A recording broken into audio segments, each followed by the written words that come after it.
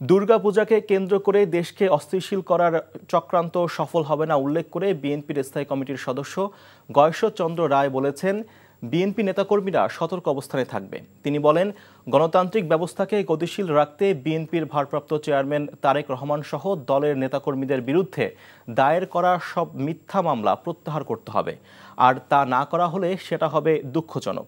জিয়া মঞ্চের ৩১তম প্রতিষ্ঠাবার্ষিকী উপলক্ষে শহীদ রাষ্ট্রপতি জিয়াউর রহমানের মাজারে শ্রদ্ধা নিবেদন ও মোনাজাত শেষে তিনি সাংবাদিকদের এসব কথা বলেন। এর আগে জিয়া মঞ্চের নেতাকর্মীদের নিয়ে শহীদ জিয়ার মাজারে শ্রদ্ধা নিবেদন করা হয়। পরে মরহুমের রুহের মাগফিরাত কামনা করে দোয়া করেন নেতাকর্মীরা। গয়েশ্বর রায় সাংবাদিকদের বলেন, ছাত্র গণঅভ্যুত্থান পরবর্তী সময়ে সবাইকে ঐক্যবদ্ধ থেকে নির্বাচনের মধ্য দিয়ে গণতন্ত্রে ফিরতে হবে। যে সকল অঞ্চলে সকল পূজাকে আমরা দেখভাল করব, আমরা জনগণকে নিয়ে নিরাপত্তা দিব এবং সেখানে আমাদের নেতৃত্ব যদি ব্যর্থতা হয় তাদের বিরুদ্ধে যথাযথ ব্যবস্থা গ্রহণ করবে।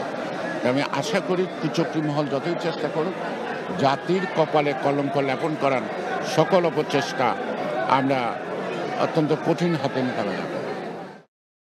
এখন আমার খুব ক্ষুধা লাগছে, আমি খাবো। কি কি রান্না করছো? আসো দেখো।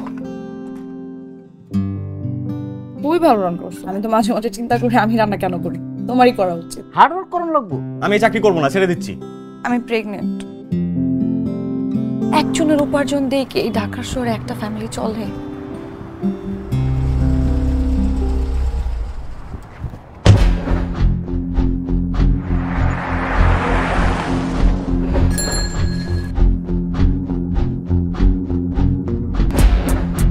মাহির, তুমি এখানে? পরিচয় করে দিই, উনি আমার বস। অনেক ভালো করে চিনি। ওর পেটে যে বাচ্চা বড় হচ্ছে ও তোমার না। ওর বেঁচে থাকার কোনো অধিকার নেই। ওকে খুন করো।